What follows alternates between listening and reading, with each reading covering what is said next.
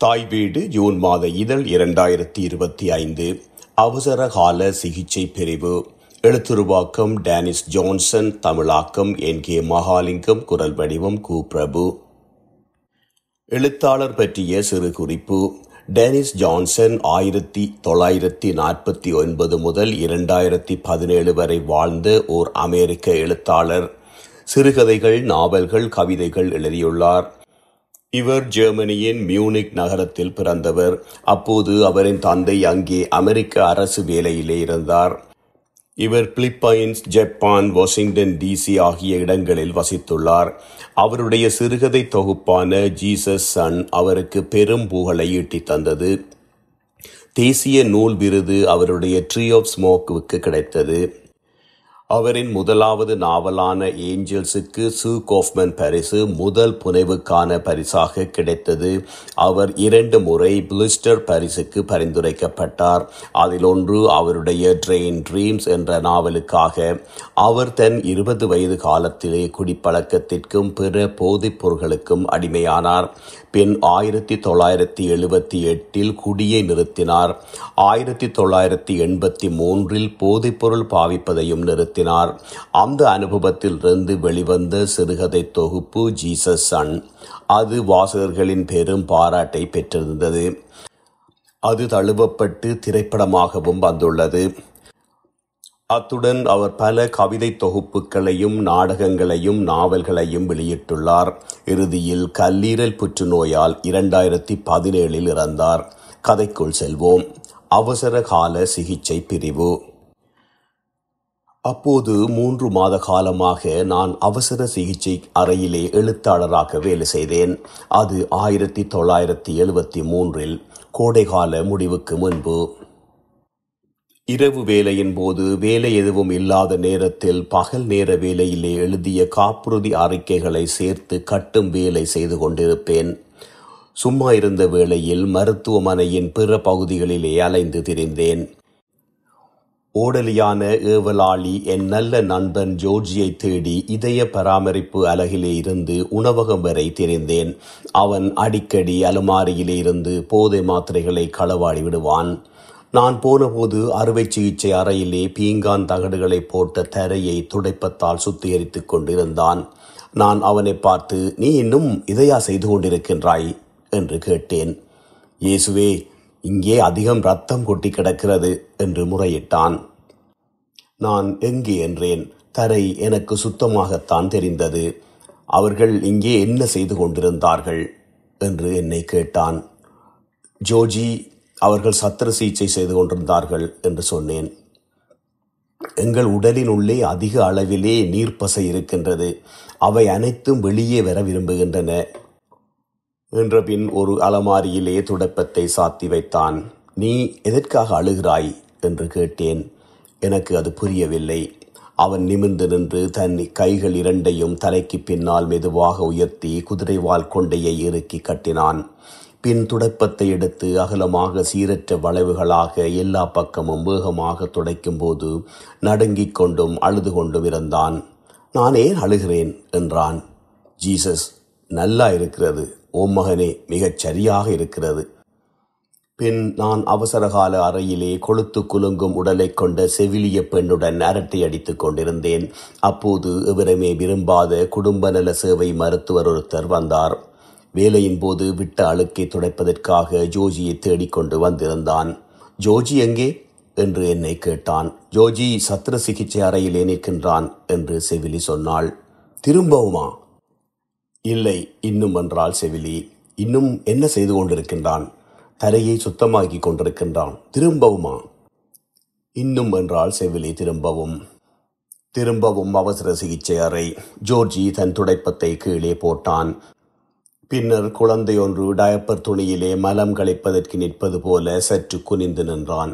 பயங்கரமான ஒன்றை கண்டு வாயை பிளந்து கொண்டிருப்பதைப் போல வெறித்து பார்த்தான். நான் இந்த மோசமான சப்பாத்துக்களை வைத்துக்கொண்டு என்ன செய்வது என்று சொல்லு என்றான். நீ களவெடுத்த பொருள் எதுவோ அதை நீ சாப்பிட்டு விட்டாய் அல்லவா என்றேன். குதிக்கால்களில் கவனமாக நடந்து காட்டி எப்படி அவை நீரை பிழிவது போல ஒலிக்கிறது என்பதை கேள் என்றான். உன்னுடைய பைகளை என்னை சோதிக்க விடு என்றேன். ஒரு நிமிடம் அவன் நிமிர்ந்து நின்றான். அவனிடத்திலே மறைத்து வைத்த சிறிய பொட்டலங்கள் இருப்பதை கண்டேன். அவற்றிலே 2 அவனிடம் விட்டுவிட்டு மற்றவற்றை எடுத்துக்கொண்டேன். உன் வேலை நேரத்தில் அரைவாசி நேரம் முடிந்து விட்டது என்றேன். நல்லது, எனக்கு உடனடியாக மது தேவை. இந்த இரத்தத்தை துடைக்க எனக்கு உதவி செய்வாயா என்றான். பின் மதியம் 3:30 மணி இருக்கும் ஒருத்தன் ஒரு கண்ணிலே குத்தப்பட்ட கத்தியுடன் அங்கே வந்தான். அவனை ஜோர்ஜி கூட்டி வந்தான். நீ அவனை குத்தினாயா என்று செவிலி ஜோர்ஜியை பார்த்து சொன்னாள். நானா? இல்லை, அவன் அப்படியேதான் வந்தான் என்றான் ஜோர்ஜி. என்னுடைய மனைவிதான் குத்தினாள் என்றான் வந்தவன். அவனுடைய இடது கண்ணிலே வெளிப்புற மூலையிலே கத்தி கைப்பிடி வரை சொருகப்பட்டிருந்தது. அந்த கத்தி வேட்டையாட உபயோகிக்கப்படும் கத்தியைப் போல இருந்தது. உன்னை யார் இங்கே அழைத்து வந்தது என்று செவிலி அவனை கேட்டாள். எவரும் இல்லை, நான் தான் இங்கே நடந்து வந்தேன். இங்கிருந்து நான் இருக்கும் இடம் 3 கட்டட அளவு தூரம்தான் இருக்கும். செவிலி அவனை கூர்ந்து பார்த்தாள். உன்னை தங்க வைக்கப் போகின்றோம் என்றாள். ஓம், அதற்கும் தயாராகவே வந்தேன் என்றான். அவனுடைய முகத்தை இன்னும் கொஞ்ச நேரம் கூர்ந்து பார்த்தாள். உன்னுடைய அடுத்த கண் கண்ணாடி கண்ணா என்று கேட்டாள். அது பிளாஸ்டிக்கோ என்னவோ, அது செயற்கை கண் என்றாள். இந்த கண்ணால் உன்னால் பார்க்கக்கூடியதாக இருக்கிறதா? அதாவது குத்தப்பட்ட கண்ணால் என்றாள். பார்க்க முடியும், ஆனால் என் இடது கைவிரல்களை மடக்கி முட்டியாக பிடிக்க முடியாமல் இருக்கிறது. குத்திய இந்த கத்தி என் மூளையை என்னவோ செய்கின்றது. கடவுளே என்றாள் செவிலி. மருத்துவரைத்தான் அழைக்க வேணும் என்று நான் சொன்னேன். அப்படித்தான் செய்ய வேணும் என்று செவிலியும் சொன்னாள். அவர்கள் அவனை படுக்க வைத்தார்கள். ஜோர்ஜி நோயாளியிடம் அவன் பெயர் என்ன என்று கேட்டான். டெரன்ஸ் வெப்பர் என்றான். உன்னுடைய முகம் கருப்பாக தெரிகிறது. நீ சொல்வது எனக்கு கேட்கவில்லை என்றான் ஜோர்ஜி. ஜோர்ஜி என்று நான் சொன்னேன். நீ என்ன சொல்கிறாய்? உன்னால் என் முகத்தை பார்க்க முடியவில்லையா? செவிலி அவ்விடத்திற்கு வந்தாள். அவளுக்கு ஜோர்ஜி அவனுடைய முகம் கருப்பாக இருக்கிறது என்று சொன்னான். அவள் நோயாளியை குனிந்து பார்த்தாள். டெரி, எவ்வளவு நேரத்துக்கு முன் இது நடந்தது என்று அவனுடைய முகத்துக்கு கிட்ட போய் கேட்டாள். கொஞ்ச நேரத்துக்கு முன்தான் என்னுடைய மனைவி குத்தினாள். நான் அப்போது நித்திரை கொண்டிருந்தேன் என்றாள் நோயாளி. போலீஸை அழைக்க வேணுமா? அதை பற்றி சிறிது நேரம் சிந்தித்துவிட்டு இறுதியாக சொன்னான். நான் இறந்து போவேன் என்றால் மட்டும் அழைக்க வேண்டும் என்றான். செவிலி சுவரிலே மாட்டப்பட்டிருந்த உள்ளிட தொடர்பு சாதனத்தை அழுத்தி கடமையிலே இருந்த மருத்துவரை அழைத்தாள். மருத்துவர் குடும்ப சேவையிலே இருப்பவர். உங்களுக்கு ஒரு ஆச்சரியம் காத்திருக்கிறது என்றால் தொடர்பு சாதனத்தினூடாக. அவன் தனக்கு தேவையான அளவு நேரத்தை எடுத்துக்கொண்டு ஆறுதலாக அவ்விடத்திற்கு வந்தான். 1, செவிலி குடும்ப சேவையாளர்களை வெறுத்தாள். 2, அவனுடைய மகிழ்ச்சியான குரல் அவனுடைய திறமையை சோதிப்பதாகவும் அவனை அவமதிப்பது போலவும் உணரச் செய்தது. அவன் வந்து ஊறுபட்டோர் அறைக்குள் எட்டி பார்த்தபோது அங்குள்ள நிலைமையை அறிந்து கொண்டான். எழுத்தாளராகிய நானும் ஊழலிக்கு பக்கத்திலே நின்று கொண்டிருந்த ஜோர்ஜியும் போதைப்பொருள் எடுத்திருந்தோம். இருவரும் முகத்தில் கத்தி வெளியே நீட்டிக்கொண்டிருந்த நோயாளியை குனிந்து பார்த்து கொண்டிருந்தோம். என்ன பிரச்சனை என்று மருத்துவன் கேட்டான். மருத்துவர் எங்கள் மூவரையும் அலுவலகத்திலே தன்னை சுற்றி நிற்கும்படி சொன்னான். இதுதான் நிலைமை. இங்கே ஒரு அணியை ஒன்றாக திரட்ட வேண்டும். எனக்கு நன்றாக பார்க்கக்கூடிய கண் பார்வை கொண்ட ஒருத்தன் தேவை. மிகவும் நன்றாக பார்க்கக்கூடிய ஒருத்தன். மூளை சத்திர சிகிச்சை செய்யும் ஒரு மருத்துவனும் தேவை. மிக திறமையான மயக்க மருந்து மருத்துவனும் ஒருவன் தேவை. நான் அந்த தலையை தொடப்போவதில்லை. நான் சும்மா பார்த்து கொண்டிருக்கப் போகின்றேன். என்னுடைய திறமையின் எல்லை எனக்கு தெரியும். நாங்கள் நோயாளியை தயார் செய்த பின் ஓரிடத்திலே இருப்போம் என்றான். பின் ஓடலி என்று அவன் அழைத்தான். என்னை அழைத்தீர்கள் என்றான் ஜோர்ஜி. நோயாளியை மருத்துவர் பார்ப்பதற்கு சுத்தம் செய்து தயார்படுத்தவா? இது ஒரு மருத்துவனையா? இது ஒரு அவசரகால அறையா? அவன் ஒரு நோயாளியா? நீ ஒரு ஓடலியா என்று மருத்துவன் கேட்டான். நான் மருத்துவமனை தொலைபேசியாளரை அழைத்து அவளிடம் கண் மருத்துவரையும் மூளை மருத்துவரையும் மயக்க மருத்துவரையும் அனுப்பச் சொல்லியிருந்தேன். ஜோர்ஜி தன் கைகளை கழுவிக்கொண்டு நீல் யங்கின் பாடலை பாடிக்கொண்டிருந்தது மண்டபம் முழுவதும் கேட்டது. ஹலோ, மண்ணிலே இருக்கும் மாட்டுப்பெண்ணே, இந்த இடம் உன் ஆணையின் கீழாய் இயங்குகின்றது என்று அந்த பாடல் சென்றது.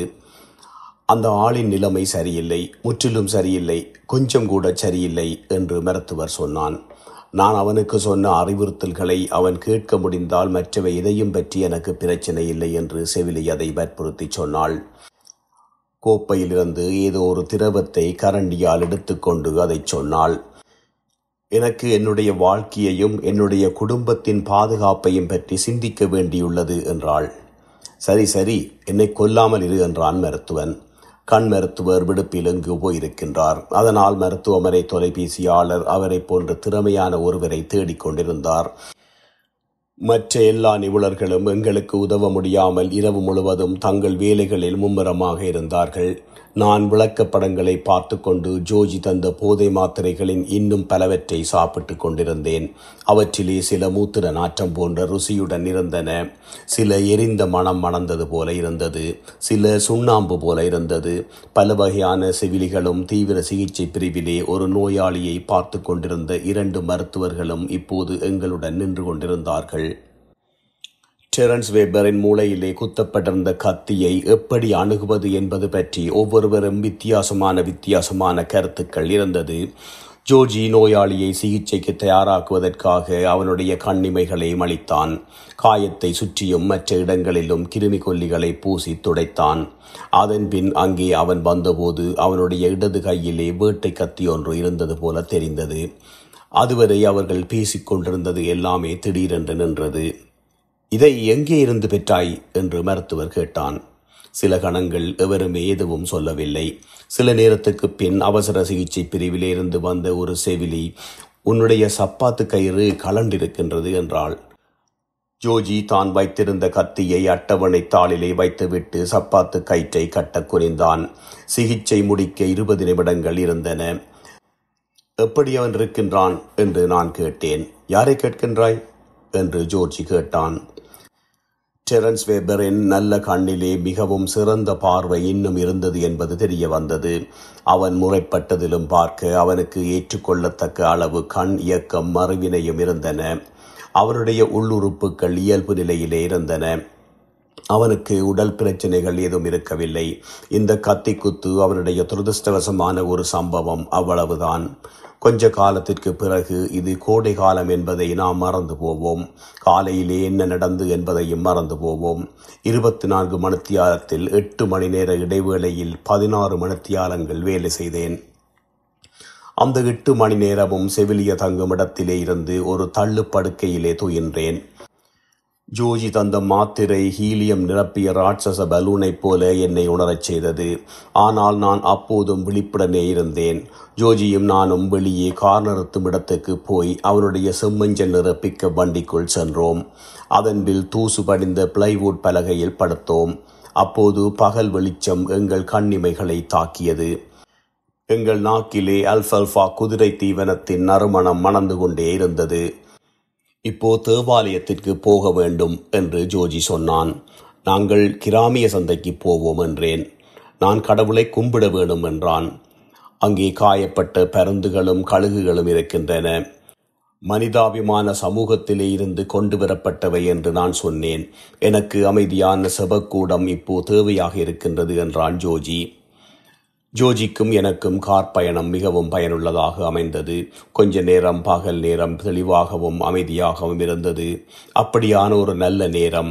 அதற்கு முன்போ அதற்கு பின்னரோ உள்ள எதை பற்றியும் கவலைப்பட தேவையில்லாத நேரம். மேகம் நீல நிறமாக இருந்தது.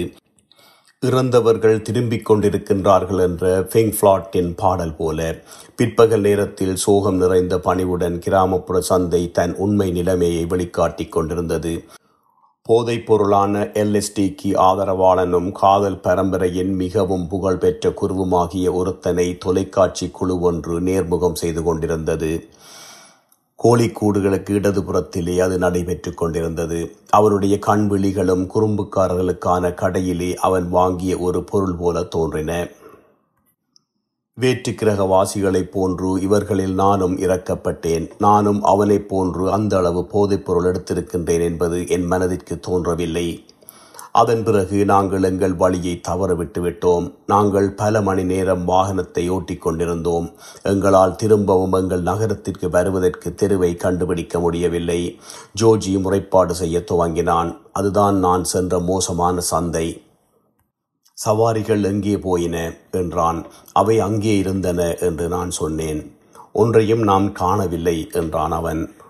குழிமுயல் ஒன்று எங்கள் வண்டிக்கு முன்னால் ஓடியது. அதை நாங்கள் மோதிவிட்டோம். அங்கே ஒரு குடை ராட்டினமும் செங்குத்தாக சுழலும் சக்கரங்களும் இன்னும் சிலவும் இருந்தன. நீ பார்க்கவில்லையா? நீ என்ன முழு குருடனா என்றேன் நான். அங்கே என்ன ஓடுகிறது? ஒரு முயல். ஏதோ தட்டுப்பட்டது. அதை நீ மோதி விட்டாய். ஜோர்ஜி பிரேக் தட்டிலே ஏறி அமர்த்தினான். முயல் கறி. ட்ரக்கை பின்னுக்கு எடுத்து முயல் கிடந்த இடத்துக்கு அருகில் விட்டான். என்னுடைய வேட்டை கத்தி எங்கே? திரும்பவும் அந்த பாவி முயலுக்கு மேல் 2ஆம் முறையும் ஏற்றியிருப்பான். தப்பிவிட்டது. காட்டில் எங்காவது கூடாரம் அடித்து தங்குவோம் என்றான். இடுப்பு பகுதியை காலை உணவுக்கு உண்போம் என்றான். அப்போது அவன் தான் வைத்திருந்த டெரன்ஸ் வெப்பரின் வேட்டை கத்தியை பயங்கரமான முறையிலே ஆட்டி காட்டினான். பின் வயல்கள் ஓரத்திலே நின்று ஒல்லியான சிறிய இறைச்சி இலைகளை வெட்டினான். அதன் உள்ளே உள்ள உறுப்புகளை எடுத்து வீசினான். நான் ஒரு மருத்துவராகியிருக்க வேண்டும் என்று கத்தினான். அப்போது பெரிய டொஜ் கார் ஒன்றிலே ஒரு குடும்பம் வேகத்தை குறைத்து போய்க் கொண்டிருந்தது.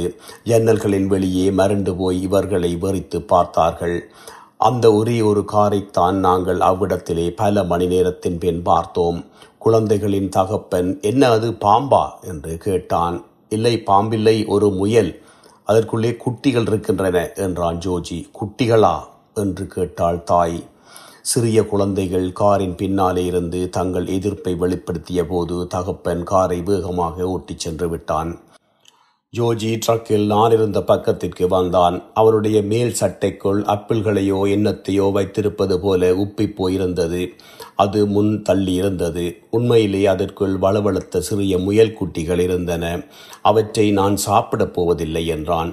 இவற்றை பிடி, நான் ட்ரக்கை ஓட்ட வேணும் என்று சொல்லி அவற்றை என் மடிக்குள் கொட்டிவிட்டு அவன் பக்கவாட்டாக ட்ரக்கினுள்ளே ஏறினான்.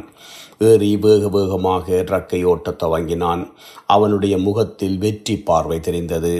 நாங்கள் தாயை கொன்று குழந்தையை காப்பாற்றி விட்டோம் என்றான். நேரமாகிறது, நகரத்திற்கு போவோம் என்று நான் சொன்னேன். நிச்சயமாக என்றான். 60, 70, 85, 90 வரை வண்டி வேகமாக போய்க் கொண்டிருந்தது. இந்த முயல்களை சூடாக வைத்திருக்க வேண்டும். ஒவ்வொன்றாக அந்த சின்னஞ்சிறிய குட்டிகளை சட்டை பொத்தான்களுக்கிடையே வயிற்றிலே நழுவ விட்டேன். அவை அசையவே இல்லை என்று ஜோர்ஜிக்கு சொன்னேன். பால், சீனி முதலியவற்றை வாங்கி அவற்றுக்கு கொடுத்து அவற்றை நாங்கள் வளர்ப்போம். அவை கொரில்லா மாதிரி பெரிதாக வளரும் என்றான். நாங்கள் தவறவிட்ட தெரு முன்னால் போய்க் கொண்டிருந்தது. இன்னும் நேரம் பகல் பொழுதாகவே இருந்தது. ஆனால் சூரிய வெப்பம் ஒரு நகையில் அல்லது கடற்பாசியில் இருப்பது போல இருந்தது. அந்த வெளிச்சத்தில் பிரகாசமாக செந்நிறத்திலே இருந்த ட்ரக்கின் முகட்டின் நிறம் இப்போது ஆழமான நீல நிறமாக மாறியிருந்தது. ஜோர்ஜி தெருவின் மேல்புற ஓரமாக ட்ரக்கை மெதுவாக ஏற்றினான். தூங்கியவன் போல அல்லது நாங்கள் போகும் திசையை தவறவிட்டவன் போல. என்ன நடக்கிறது? எங்களால் மேலும் போக முடியாதிருக்கிறது. ட்ரக்கின் முகப்பு விளக்கு எரியவில்லை என்றான் ஜோர்ஜி. விசித்திரமான ஆகாயத்தின் கீழ் முதல் காலாண்டு நிலவு அதன் மேல் பொருத்தப்பட்டிருப்பது போன்ற ஒரு இடத்திலே ட்ரக்கை நாங்கள் நிறுத்தினோம். எங்களுக்கு பக்கத்தில் சிறியதொரு காடு இருந்தது. பகல் பொழுது வறண்டும் சூடாகவும் இருந்தது. தேவதாரு மரங்கள் பிறவும் அமைதியாக அடங்கி மென்கொதிப்பு நிலையிலே இருந்தன.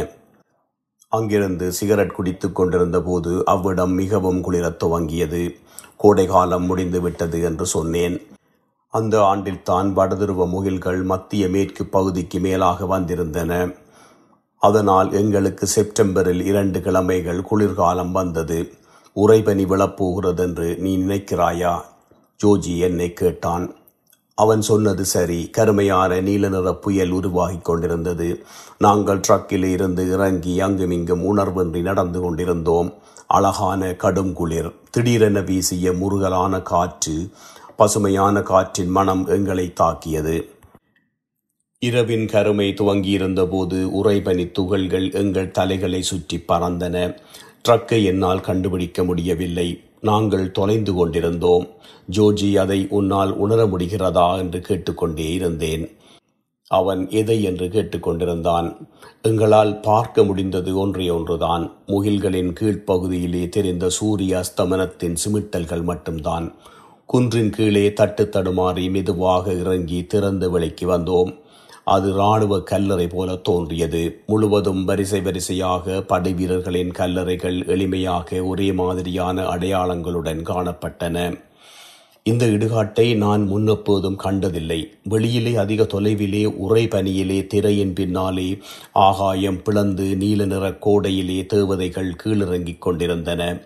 அவற்றின் மிகப்பெரிய முகங்களில் ஒளியும் இரக்க உணர்வும் இருந்தன. அந்த காட்சி என் இதயத்தை ஊடுருவிச் சென்றது.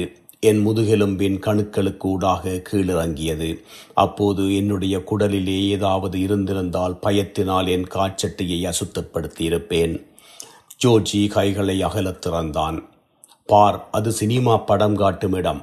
படம் காட்டும் இடமா? எனக்கு அந்த சொற்கள் விளங்கவில்லை. இந்த பாழாய்ப்போன பனிப்புயலில் சினிமா படம் காட்டுகிறார்கள் என்று ஜோர்ஜி கத்தினான். அதா, நான் வேறோ ஏதோ ஒன்று நினைத்தேன் என்றேன். நாங்கள் 2 பேரும் கவனமாக நடந்து கீழே இறங்கி போய் உடைந்த வேலியாலே உள்ளே போய் மிகவும் பின்னால் நின்றோம். ஒலிபெருக்கிகளை நான் முதலில் கல்லறை குறியீடுகள் என்று நினைத்தேன். அவையெல்லாம் ஒரே நேரத்தில் முணுமுணுத்தன. அதன் பின் கிணுகிணுப்பு இசை கேட்டது. அதன் ராகத்தை என்னால் சுலபமாக கண்டுபிடிக்க முடிந்தது. புகழ்பெற்ற சினிமா நட்சத்திரங்கள் அழகான பெரிய வாய்களாலே பெரிதாக சிரித்துக்கொண்டு ஆற்று பக்கத்திலே சைக்கிள் ஓட்டிக் கொண்டிருந்தார்கள். இந்த படத்தை பார்க்க எவராவது வந்திருந்தால் அவர்கள் காலநிலை சரியில்லாத போது திரும்பி போயிருப்பார்கள் என்று நினைத்தேன். அங்கே எந்த காரையும் காணவில்லை. கடந்து போன கிழமையிலிருந்து கிடந்த பழைய காரை கூட காணவில்லை. எரிபொருள் இல்லாமல் கிடந்த காரை கூட காணவில்லை. 2 நிமிடத்தில் சதுரமாக சுழன்றாடும் நடனத்தின் மத்தியிலே திரை கருப்பாகியது. சினிமா முடிந்தது. உறைபனி கருத்தது. என் மூச்சைத் தவிர வேறொன்றையும் அங்கே கேட்கவில்லை. அடுத்த நிமிடம் கொஞ்சம் கொஞ்சமாக பார்க்க முடிகின்றது என்றான் ஜோர்ஜி. பொதுவான சாம்பல் நிறம் பலவிதமான வடிவங்களை ஏற்படுத்தி கொண்டிருந்தன. ஆனால் எவை அருகிலே உள்ளனவோ என்பதோ எவை தூர உள்ளன என்பதோ எனக்கு தெரியவில்லை. அதை எனக்கு சொல்லென்று அவனை கேட்டேன். பிறகு வெளியேறி ஈரமாகி போன எங்கள் சப்பாத்துக்களுடன் தட்டு தடுமாறி முன்னும் பின்னும் நடந்து ரக்கை கண்டுபிடித்து அதற்குள்ளேறி உடல் நடுங்க குந்தியிருந்தோம். இங்கிருந்து போய்விடுவோம் என்றேன். ட்ரக்கின் முன் வெளிச்சம் இல்லாமல் எங்களால் எங்குமே போக முடியாது என்றான் ஜோர்ஜி. எப்படியாவது நாங்கள் போக வேண்டும். வீட்டிலிருந்து நாங்கள் வெகு தூரத்தில் நிற்கின்றோம் என்றேன். இல்லை, அதிக தூரத்தில் இல்லை என்றான் அவன். நாங்கள் 300 மைல் வந்திருப்போம். நாங்கள் எங்கள் நகரத்தின் வெளியே தான் நிற்கின்றோம். நாங்கள் சுற்றி சுற்றித்தான் ஓடிக்கொண்டிருந்தோம். எங்குமே தங்க முடியாது. அங்கே பார், நாங்கள் நெடுஞ்சாலைக்கு பக்கத்தில் தான் நிற்கின்றோம். அங்கே போகும் வாகனங்களின் சத்தம் எனக்கு கேட்கிறது. நேரம் போகும் வரை இங்கே நிற்போம். வீட்டுக்கு நேரம் செல்ல போவோம். அப்போது எங்களை ஒருவர் கண்களுக்கும் தெரியாது. சான் பிரான்சிஸ்கோவிலே இருந்து பென்சில்வேனியாவிற்கு நெடுஞ்சாலையிலே போகும் ரயில் சத்தத்தை கேட்டோம். வெட்டு வாளின் நீளம் நடுங்குவது போல அது கேட்டது. எங்களை உறைபனி மூடிக்கொண்டிருந்தது. கடைசியிலே ஜோர்ஜி அந்த முயல் குட்டிகளுக்கு கொஞ்சம் பால் கொடுப்போம் என்றான். எங்களிடம் பால் இல்லை என்றேன். நாங்கள் சீனியை அதுடன் கலந்து கொடுப்போம் என்றான். உடனடியாக இந்த பாலை பற்றி மறந்து விடுகிறாயா என்றேன். மடையனே, அவை பால் ஊட்டிகள். அந்த குட்டிகளை மறந்து விடு. எப்படி என்றாலும் அவை எங்கே என்றான். நான் சொல்வதை நீ கேட்டாயா? இல்லை. அவற்றை மறந்துவிடு. அவை எங்கே? உண்மை என்னவென்றால் நான் அவற்றை பற்றி துப்புரவாக மறந்து போனேன். அவை இறந்து போய்விட்டன. எனக்கு பின்பக்கத்தால் சுற்றி வந்து நசுங்கி விட்டன என்று கண்ணீருடன் சொன்னேன். பின்னால் சுற்றி வந்தனவா? நான் என் பின்னாலே இருந்து அவற்றை பிடுங்கி வெளியே எடுத்ததை அவன் கவனித்துக் கொண்டிருந்தான். நான் அவற்றை ஒவ்வொன்றாக எடுத்து என் கைகளிலே வைத்திருந்தேன். எல்லாமாக 8 குட்டிகள். அவை எவையுமே என் விரல்களிலும் பார்க்க பெரிதாக இல்லை. ஆனால் எல்லாம் அங்கே இருந்தன. சின்னஞ்சிறிய கால்கள், சின்னஞ்சிறிய கண்ணிமைகள், கண்ண மீசைகள் கூட இருந்தன. இறந்து விட்டன என்றேன். நீ தொட்டதெல்லாம் கழிவாகத்தான் போகுமா என்று ஜோர்ஜி கேட்டான். ஒவ்வொரு முறையும் அப்படித்தான் போகுமா? எல்லோரும் என்னை மரமண்டை என்று சொல்வதில் தப்பே இல்லை என்றேன். அந்த பெயர் உன்னில் ஒட்டி கொண்டிருக்கப் போகின்றது. எனக்கு தெரியும் என்றேன். உன்னுடைய கல்லறை வரை வரப்போகின்றது. நானும் அதைத்தான் சொன்னேன். அதை ஏற்றுக்கொள்ளுகின்றேன். அந்த நேரம் உறைபனி பெய்யாமல் இருந்திருக்கலாம். அல்லது அந்த நேரம் நாங்கள் ட்ரக்கிலே நித்திரை கொண்டிருக்கலாம். அப்போது நான் உருண்டு போய் முயல் குட்டிகளை நான் நசுக்கி இருக்கலாம். அதை பற்றி இப்போது நினைக்க தேவையில்லை. அடுத்த நாள் அதிகாலையிலே கண்ணாடி துடைப்பான்களிலே உள்ள உறைபனி கரைந்து விட்டது. பகல் வெளிச்சம் என்னை துயிலெழுப்பிவிட்டது. மூடுபனி எல்லாவற்றையும் மூடியிருந்தது. சூரிய ஒளி கூர்மையாகவும் விசித்திரமாகவும் வளரத் துவங்கியது. முயல் குட்டிகள் இன்னும் பிரச்சனையாக இல்லை, அல்லது அவை ஏற்கனவே பிரச்சனையாகி ஏற்கனவே அது மறக்கப்பட்டும் விட்டது. என் மனதிலே எதுவும் அப்போது நினைவிலே இல்லை. காலை காட்சி அழகாக இருந்தது. நீரிலே மூழ்கிக் கொண்டிருக்கும் மனிதன் எப்படி அழகாக தாகத்தை சடுதியாக தீர்த்து கொண்டான் என்பது போல அதை நான் உணர்ந்து கொண்டேன். ஜோர்ஜி திருப்பும் சக்கரத்திலே முகத்தை வைத்து துயின்று கொண்டிருந்தான். உறைபனி துளிகள் சிலவற்றை நான் கண்டேன். அவை ஒலிபெருக்கி தண்டுகளின் மலர்கள் போல காணப்பட்டது. இல்லை, அங்கு எப்பொழுதுமே இருந்த மலர்களை வெளிக்காட்டின. ஆண் எல்க் மரையொன்று வேலிக்கு அப்பால் உள்ள மேற்செட்டரையில் நிலையாக நின்றது. அதன் நிலை அதன் முட்டாள்தனமும் அதிகாரத்தையும் காட்டின. ஓநாய் ஒன்று மேய்ச்சல் தரையிலே குறுக்காக ஓடி இளஞ்செடிகளுக்கு மத்தியிலே மறைந்து போனது. அந்த பின் மதியம் நாங்கள் வேலைக்கு சென்றோம். ஒன்றுமே நடக்காதது போல, எங்குமே போகாதது போல. கர்த்தன் என் மேய்ப்பராக இருப்பார் என்று உள்ளிட பேசி சொன்னது. ஒவ்வொரு மாலையும் ஒலிபேசி அப்படி சொல்லும். ஏனென்றால் அது ஒரு கத்தோலிக்க மருத்துவமனை. தொடர்ந்து சுவர்க்கத்திலே இருக்கும் எங்கள் தந்தை என்று சொல்லும். ஓம் ஓம் என்று செவிலி சொன்னாள். தலையிலே கத்தியுடன் வந்த டெரன்ஸ் வெப்பரை மாலை உணவு நேரத்தின் போது வீட்டுக்கு அனுப்பிவிட்டிருந்தார்கள். அவனை முன்னிரவு முழுவதும் வைத்திருந்து விட்டு கண்ணுக்கு ஒட்டு போட்டு அனுப்பிவிட்டார்கள். உண்மையிலே அவனை எதற்காக வைத்திருந்தார்களோ தெரியவில்லை. அவசர சிகிச்சை பிரிவிற்கு விடை பெற்றுக் கொள்ள அவன் வந்தான். அவர்கள் தந்த மாத்திரைகள் மிகவும் மோசமான சுவையாக இருக்கின்றன என்றான். அவை இன்னும் மோசமாக இருக்கும் என்றாள் செவிலி. என்னுடைய நாக்கு கூட மோசமாக இருக்கின்றது என்றேன். உனக்கு கண் பார்வை இல்லாமல் போயிருக்கும், அல்லது இறந்து போயிருப்பாய். நீ அதிர்ஷ்டக்காரன், தப்பிவிட்டாய் என்று அவனுடைய நிலைமையை அவள் நினைவூட்டினாள். அவன் என்னை அடையாளம் கண்டு கொண்டான். அவன் என்னை புன்முறுவல் காட்டி ஏற்றுக்கொண்டான். அடுத்த அறையிலே இருந்த ஒரு பெண் சூரிய குளியல் செய்வதை துளையால் பார்த்தேன். அதனால் என்னுடைய மனைவி என்னை குருடாக்க கத்தியால் எறிந்தாள் என்றான். அவன் ஜோர்ஜியின் கைகளை குலுக்கினான். ஆனால் ஜோர்ஜிக்கு அவனை தெரியாது. நீ என்னை யாரென்று நினைக்கின்றாய் என்று டெரன்ஸ் வெபரை கேட்டான். இது நடப்பதற்கு சில மணி நேரத்துக்கு முன் ஜோர்ஜி எங்கள் இருவருக்கும் இடையிலே உள்ள வேறுபாடுகளை முழுமையாக விளங்கப்படுத்தினான். நாங்கள் நகரத்தை நோக்கி பழைய நெடுஞ்சாலையிலே சமதளத்தில் காரை ஓட்டிக் கொண்டிருந்தோம். வரும்போது ஓர் இலவச பயணி ஒருத்தனையும் ஏற்றி வந்தோம். அந்த சிறுவனை எனக்கு தெரியும். நாங்கள் ட்ரக்கை நிறுத்திய போது அவன் ஓர் எரிமலை வாய்க்குள்ளே இருந்து வருபவன் போல வயல்களுக்கிடையே இருந்து மெதுவாக அங்கே வந்து ஏறினான். அவனுடைய பெயர் ஹாடி. அவனை பார்த்தபோது அவன் எங்களிலும் பார்ப்பதற்கு மோசமாக தோன்றினான். நாங்கள் வழியை தவறவிட்டதால் நேற்றிரவு முழுக்க ட்ரக்கிலே நான் தூங்கினோம் என்று ஹாடியிடம் சொன்னேன். நான் அப்படித்தான் உணர்ந்தேன். அப்படி இல்லாவிட்டால் நீங்கள் 1000 மைல் ஓடி களைத்து போயிருக்க வேண்டும் என்று நினைத்தேன் என்றான். அதுவும் தான் என்றேன். அல்லது உனக்கு வருத்தமோ நோயோ என்னவோ என்று நினைத்தேன். இவன் யார் என்று கேட்டான் ஜோர்ஜி. இவன் ஹாடி. கடந்த கோடை காலத்தில் என்னோடு வாழ்ந்தான். இவனை நான் என் வீட்டு வாசலிலே கண்டேன். உன்னுடைய நாய்க்கு என்ன நடந்தது என்று ஹாடியை கேட்டேன். அது இன்னும் அங்கேதான் இருக்கிறது என்றான். ஓ, நீ டெக்சஸுக்கு போனாய் என்று கேள்விப்பட்டேன். நான் ஒரு தேனீ வளர்ப்பு பண்ணையிலே வேலை செய்து கொண்டிருந்தேன் என்றான் ஹாடி. ஓ, அவை உன்னை குத்துமா? நீ நினைக்கிறது போல அல்ல. அது ஒரு தினசரி பயிற்சி, ஒத்திசைவின் ஒரு பகுதி என்றான் ஹாடி. வெளியே ஒரே மாதிரியான நீளத்துக்கு கிடந்தது. நாங்கள் தொடர்ந்து அதை கடந்தோம். முகிலில்லாத பகல் பொழுது கண்களை கூசச் செய்தது. அங்கே பார் என்றான் ஜோர்ஜி தன் முன்னால் கைகளை காட்டி. வெறுமையான வானத்தில் ஒரே ஒரு நட்சத்திரம் சூடாக பிரகாசமாக நீல நிறமாக தன்னை வெளிக்காட்டி கொண்டிருந்தது. உன்னை உடனடியாக அடையாளம் கண்டு கொண்டேன் என்று ஹாடியை பார்த்து சொன்னேன். ஆனால் உன்னுடைய தலைமுடிக்கு என்ன நடந்தது? யார் அதை தாறுமாறாக நறுக்கியது? அதை சொல்ல நான் விரும்பவில்லை. அப்படியானால் சொல்ல வேண்டாம். என்னை அவர்கள் இராணுவ சேவைக்கு சேர்த்து கொண்டார்கள். ஓ, அப்படியா?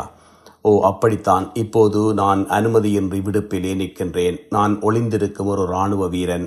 நான் கனடாவுக்கு போக வேண்டும். அது பயங்கரமான நிலைமை என்றேன் ஹாடியை பார்த்து. அதை பற்றி கவலைப்படாதே, நாங்கள் உன்னை அங்கே அனுப்புகிறோம். எப்படியாவது சில பேரை எனக்கு தெரியும், கவலைப்படாதே. நீ கனடாவுக்கு போகும்படியிலே இருக்கின்றாய், நினைத்துக்கொள். அந்த உலகம் இந்த நாட்களிலெல்லாம் அழிந்து போனது. எல்லாவற்றையும் ஆவணச் சுருளை உருட்டி கட்டி போட்டது போல போட்டு விட்டார்கள். அதை என் விரல்களால் தொட முடியும், ஆனால் அது எங்கே இருக்கிறது? கொஞ்ச நேரத்துக்கு பிறகு ஹார்டி ஜோர்ஜியை கேட்டான், நீ என்ன தொழில் செய்கின்றாய்? அதற்கு நான் உயிர்களை காப்பாற்றுகின்றேன் என்று ஜோர்ஜி சொன்னான். நன்றி.